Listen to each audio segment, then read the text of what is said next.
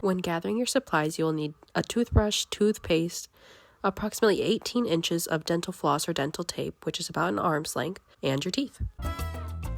Ready to start flossing, you should grab your full 18-inch long piece of dental floss or dental tape. Begin wrapping the excess floss around the middle or index fingers of both of your hands. You should leave about 2 to 3 inches of working space in between those fingers, so that way you can grab the remainder with your thumb and index finger to guide the floss into place. You should hold the floss tightly between your thumb and forefinger on each hand, and these fingers should control the floss and guide it into place between each tooth and be no further than an inch apart.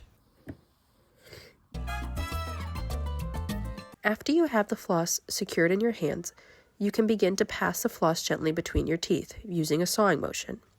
You should guide the floss to the gum line, but be careful not to force it or snap it because it can cause a cut or an injury to the tissue. After you have it in there, you should curve the floss into a C shape against the tooth. Slide it gently into the space between the gum and the tooth, using both hands to move the floss up and down on the one side. This will help remove the plaque from the difficult to reach areas in between your teeth.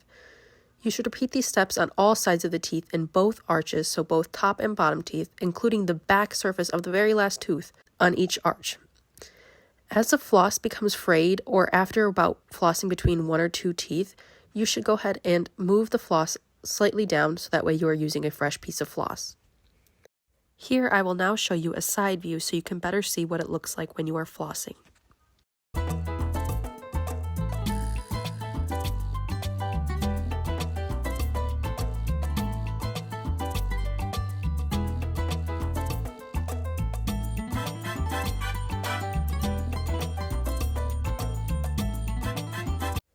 When you are ready to start brushing, it's important to load the proper amount of toothpaste onto your toothbrush.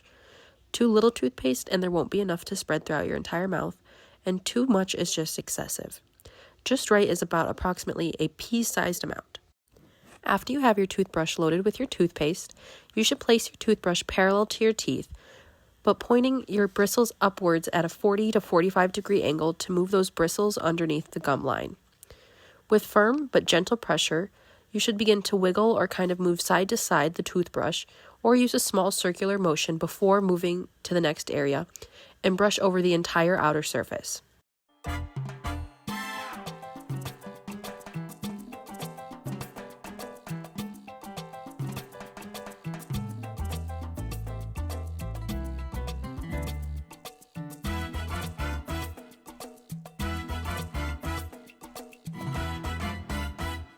This should be continued onto the lingual surface, so the side inside your mouth, by your tongue.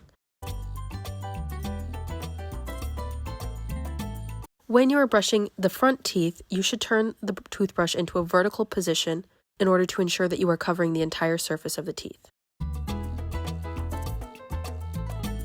And then you can brush the chewing surface back and forth using a vibrating motion as well.